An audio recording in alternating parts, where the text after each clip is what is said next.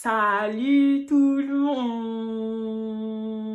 monde! Bienvenue sur ma chaîne, j'espère que vous allez tous et toutes très bien. Moi, je vais super bien. Moi, c'est comme Sky. Et aujourd'hui, on se retrouve pour une vidéo. Oh, period. Ouais. Aujourd'hui, on se retrouve, comme vous avez pu voir dans le titre, pour une vidéo talk. Donc, la troisième vidéo talk sur ma chaîne, en fait. J'aime beaucoup parler avec vous, parler de sujets importants. Et c'est la raison pour laquelle j'ai fait cette petite vidéo en fait. Donc si cette vidéo vous plaît, surtout n'hésitez pas à liker, vous abonner, laisser un commentaire et partager, ça me ferait super plaisir. Je vous laisse avec l'introduction.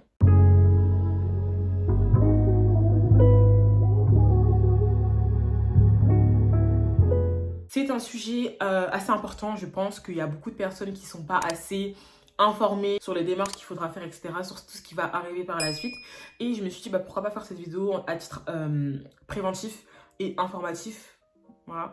Je pense notamment à ma petite sœur qui va pas tarder à partir de chez mes parents. Donc c'est important qu'elle sache les points que je vais tout simplement dire dans cette vidéo-là. Comme ça, au moins, vous savez déjà que... Attention, voilà. Première chose, vous allez avoir beaucoup de charges. Voilà, sachez que habiter seul, ça coûte extrêmement cher. Vos parents vous payent tout. Le loyer, ils payent. L'électricité, ils payent. La nourriture, ils payent absolument tout. Là, quand tu vas partir de chez tes parents, en fait, tu vas tout payer. Donc, le loyer, je vous dis même pas, c'est vraiment la charge la plus chère que vous avez payée d'ailleurs dans votre maison ou dans votre appartement. C'est le loyer qui va coûter super cher. En tout cas, ça va être vraiment ça va avoir un impact financier sur votre budget tout simplement. Donc, préparez-vous déjà mentalement à devoir régler votre loyer tous les mois. On va avoir l'électricité aussi qu'il faut payer. Si c'est pas compris dans vos charges au niveau du loyer, faudra payer l'électricité à part. Et ça aussi, ça peut monter très vite. La première année de votre emménagement, vous payez un peu ce que vous voulez. Vous parlerez avec EDF et tout, vous allez discuter avec eux. Ils vont vous dire...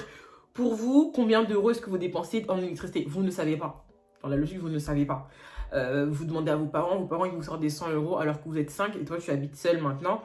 Donc, tu essayes un petit peu de calculer. Moi, personnellement, je paye 30 euros par mois pour le moment. En septembre, je paye 45 euros par mois. Mais après, je me suis dit, ça fait un peu beaucoup et je n'utilise pas autant d'électricité.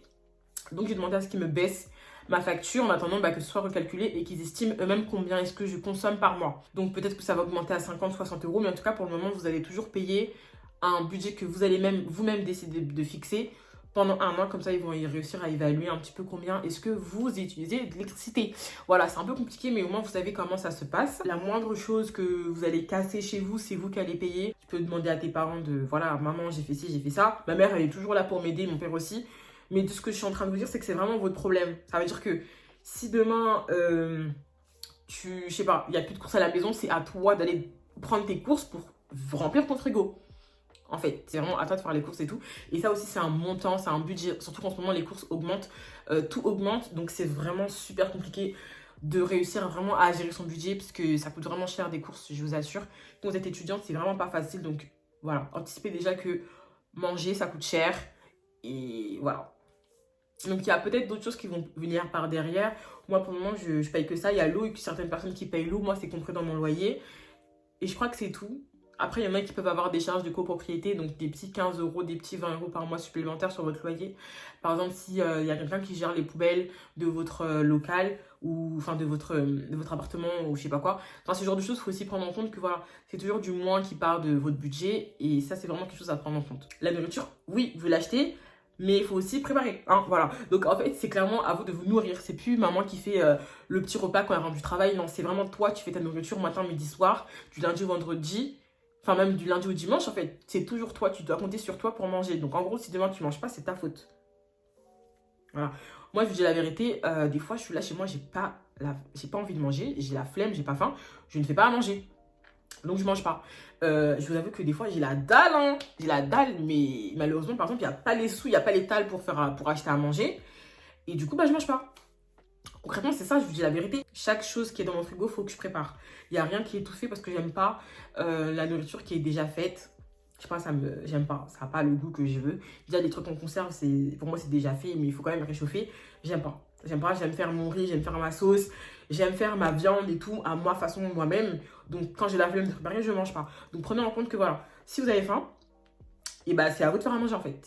C'est pas vous allez commander Uber Eats tous les jours, c'est pas comme ça la vie. Vous allez voir que votre budget va vraiment partir en fumée très très vite si vous vous amusez à commander tous les jours. Moi personnellement j'ai tout à proximité, j'habite en ville, donc sur Uber Eats j'ai vraiment tout. Je peux commander KFC, Burger King, McDo, tout ce que je veux, je commande, mais je m'abstiens de le faire parce que ça coûte cher. Ça coûte super cher et j'ai vraiment pas envie de dépenser genre 15 euros, 20 euros dans un Uber alors que je pourrais mettre ça dans des courses. Il y a des courses qui pourraient me durer genre une semaine, tu vois, flemme. Vous voyez ce que je veux dire ou pas? Faut toujours faire le calcul, faut toujours réfléchir à ce que vous allez faire et vous dire est-ce que ça va pas impacter mon budget. Troisième chose à savoir, n'invitez pas n'importe qui chez vous. Franchement, je pense que pour ceux qui regardent mes story time, vous savez très bien ce qui s'est passé quand j'habitais encore à Paris. Toutes les personnes que j'ai invitées chez moi, qui m'ont peut-être, je crois, ramené des mauvaises ondes, etc. parce que je me sentais pas très bien chez moi. Je ramenais vraiment n'importe qui. Et c'est vraiment quelque chose à ne pas faire. Donc franchement, là où vous vous dites, ça y est, je pars de chez mes parents, je peux inviter qui je veux, mon copain, ma copine, etc. Non. Voilà. Moi, je vous dis clairement non. Abstenez-vous d'inviter n'importe qui. Si c'est votre copine d'enfance, si c'est votre copine depuis des années, si c'est ton mec depuis des années, ok, il n'y a pas de souci. Mais vraiment, limitez, on va dire, les invitations chez vous. Vraiment. C'est important de garder son intimité chez soi, de ne pas inviter tout le monde, n'importe qui, n'importe quand, comme bon vous semble, etc. C'est important vraiment de conserver votre maison, c'est chez vous, c'est là où vous dormez, vous vous lavez, vous vous habillez, vous mangez. Et c'est important vraiment de garder cette intimité-là pour vous. Donc faites attention, n'invitez pas n'importe qui et n'invitez pas les gens tous les jours, tout le temps. C'est pas un restaurant en fait. Merci. Quatrième chose à savoir, vous ne meublerez pas votre appartement entièrement les premiers jours de votre emménagement, hein, sachez-le. Moi, personnellement, j'ai attendu très longtemps avant de meubler mon appartement. Bon, il faut savoir que mon premier appartement où j'étais à Paris, c'était un crous, donc tout était déjà là. Il manquait juste la télé, quelques petites choses, genre un petit canapé d'appoint et tout ce genre de choses, mais c'est vraiment minime. Mais pour celles qui emménagent dans un appartement comme moi aujourd'hui, voilà, vous ne meublerez pas votre appartement entièrement dès les premières semaines, ça coûte extrêmement cher de meubler un appartement, à part si vous avez fait des économies, que vous avez déjà tout anticipé, etc.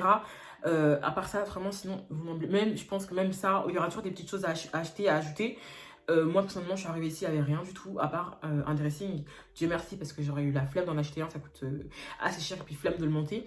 Mais bref, quand je suis arrivée ici, il n'y avait vraiment rien, donc j'ai acheté mon canapé, ma télé, je l'avais déjà, Dieu merci. Je me suis ramené un petit meuble qu'il y avait chez ma mère. Je me suis acheté un lit avec un matelas, donc ça, c'est un coût extrême. Matelas plus lit, ça peut facilement monter à 300 euros, c'est juste extrêmement cher. Une machine à laver, bien sûr, que je n'ai toujours pas, parce que ça aussi, ça coûte assez cher. Voilà, tout ça, c'est quand même ton appartement que tu meubles et ça coûte très très cher. Donc voilà, dites-vous déjà que peu importe le budget que vous avez, après voilà, si vous avez déjà mis 5000 euros de côté expressément pour votre appartement, vous êtes bien. Mais voilà, si vous partez avec 1000 euros, comme moi, c'est ce que j'ai fait pour venir ici, vous ne pourrez pas meubler votre appartement entièrement dès les premières semaines, ce n'est pas possible. Il faut savoir que quand vous emménagez, il faut le dépôt de garantie, il faut le premier loyer. Il y a plein de choses primaires déjà qui coûtent déjà très cher et les premières courses, etc. Il y a beaucoup de choses qui coûtent très cher déjà. Ah oui, le frigo, j'ai oublié d'acheter le frigo. Oui, j'ai acheté un frigo. Oh my god, c'est vraiment chaud, genre clairement ça coûte cher tout ça. Et oui, vraiment, j'ai attendu... La première chose que j'ai acheté pour mon appartement, pour vous dire la vérité, c'était mon frigo. Parce que je ne peux pas vivre sans frigo. J'ai vécu dans cet appartement pendant 2 semaines. Sans frigo, j'étais en galère, en PLS. En plus, c'était en août, donc il faisait chaud. Je buvais de l'eau chaude tous les jours. C'était vraiment horrible.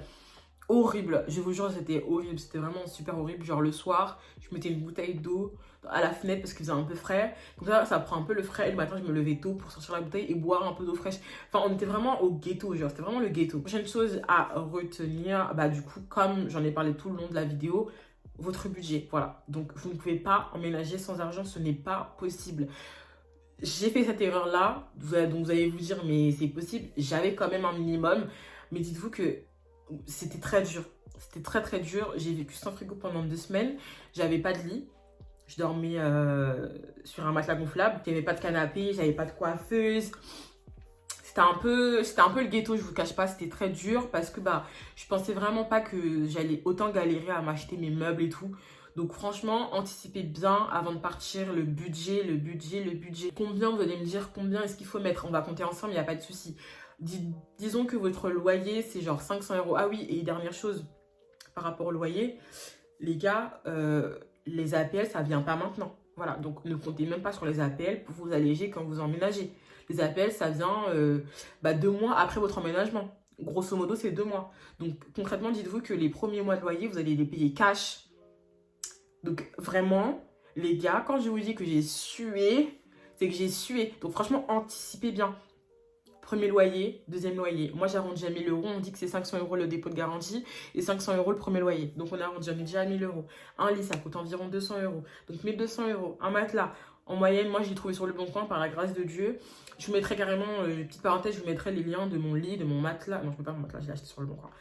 Bah, le lien de mon canapé et de mon lit en barre d'infos, ça peut toujours servir. Mon canapé n'a coûté que 129 euros et mon lit n'a coûté que 189 euros, je crois. Donc, avec les lattes, hein. Lattes, lit, 189 euros. Et franchement, c'est une super bonne affaire. J'ai payé en 4 fois avec PayPal. Franchement, ça m'a tellement allégé. J'étais trop contente. Donc voilà, bref, je reprends. 150 euros le canapé, plus le matelas. Vous pouvez trouver ça sur le bon coin, pas cher. 1400 euros. On peut dire, bah, le dressing, moi, j'ai eu de la chance, il était déjà présent, mais je pense pas que vous en aurez forcément un. Donc là, déjà, 1500 euros. Ensuite, on va parler du coup de la machine à laver et de la télé, par exemple. C'est des 2 électroménagers qui sont quand même assez importants. Donc là aussi, on a arrondi à 500 euros, donc ça fait déjà 2000 euros.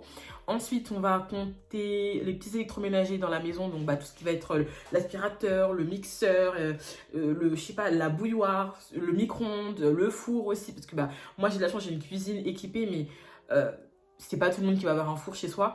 Donc là, vite, bam, on arrondit tout ça, ça fait déjà presque 2800 euros environ. Et si on doit ensuite boucler tout ça avec les premières courses, donc tout ce qui va être les produits ménagers, les premiers aliments, tout ce qui va être paquet de pâtes, etc. Quand vous achetez ça en masse pour vos premiers emménagements, ça coûte. Donc entre autres, en moyenne, économisez 3000 euros. Et oui, 3000 euros. Et j'arrondis même à 3500 parce que le deuxième loyer ne contiendra pas vos APL. Donc 3500 euros, c'est vraiment le minimum à avoir quand vous emménagez dans votre premier appartement. Donc premier appartement non meublé, hein, bien sûr. Ça, c'est vraiment que pour les non meublés. Après, s'il est déjà meublé, vous envisagez un petit peu comment est-ce que vous pouvez aménager votre budget par rapport à ce que j'ai dit. Mais en gros, si vous aménagez dans un appartement qui est vide, c'est vraiment 3500 euros minimum à économiser avant de venir. Comme ça, vous serez vraiment no stress et vous serez vraiment bien. Et moi, pour vous dire la vérité, quand je suis venue ici, j'avais 900 euros, je crois. Même pas, à peu près. 900 000 euros. À peine, ouais. J'avais à peine 1000 euros. Ça m'a permis vraiment de payer mon loyer, mon dépôt de garantie et de gratter un petit peu les dernières choses. J'ai pas fait de courses, hein. J'ai pas fait de courses. Franchement, j'avais pas d'argent pour les courses. Je sais plus ce que j'ai acheté avec cet argent. J'avais acheté mon matelas. Parce que j'avais acheté un matelas parce que mon lit gonflable, c'était trop dur. Je sais plus, j'avais gratté un petit peu des petites choses par-ci par-là, mais au final j'ai vraiment meublé mon appartement que 3 mois après. Donc voilà. Et dernier point que j'aimerais aborder avant de finir cette vidéo, vous vous sentirez très très seul. Voilà. Personnellement, quand je suis arrivée dans mon appartement à Paris pour la première fois, mes premières nuits ont été assez compliquées. Je me sentais seule, mais waouh. J'avais plus mes frères et soeurs qui couraient de gauche à droite dans le couloir et j'étais là en mode mais arrêtez de faire du bruit, stop, je suis fatiguée. Non. Là, il y avait vraiment 0 bruit. Personne pour me déranger. Personne pour me dire qu'en 10 ceci. Il y avait vraiment personne. J'étais seule. Donc, quand vous emménagez seul, bien évidemment, attendez-vous à être seul, en fait. Et voilà, moi, la solitude, vraiment, elle m'a attrapée, quoi. Elle m'a vraiment attrapée. Dieu merci, je me suis fait des amis les semaines qui ont suivi, les mois après avoir emménagé à Paris. Dieu merci, mais ça a été très dur les premiers jours, hein. Concrètement, les premiers jours, j'ai pleuré. Moi, les premiers jours, j'ai pleuré. J'ai pleuré. J'étais là en mode, mais mon Dieu, et tout. Ouais, pourquoi est-ce que j'ai pris cette décision et tout. Ouais, franchement, préparez-vous psychologiquement à être seule. Bon, écoutez, les gars, j'espère vraiment que cette vidéo vous aura plu, que j'ai pu vous donner quelques conseils et vous éclaircir un petit peu sur comment est-ce que, emménager dans un appartement, ça se passe. Si c'est le cas, surtout n'hésitez pas à me dire en commentaire. Si vous avez des questions complémentaires aussi, n'hésitez pas à me le dire. Je répondrai avec plaisir. On se retrouve très rapidement pour une nouvelle vidéo. Je fais de très gros bisous.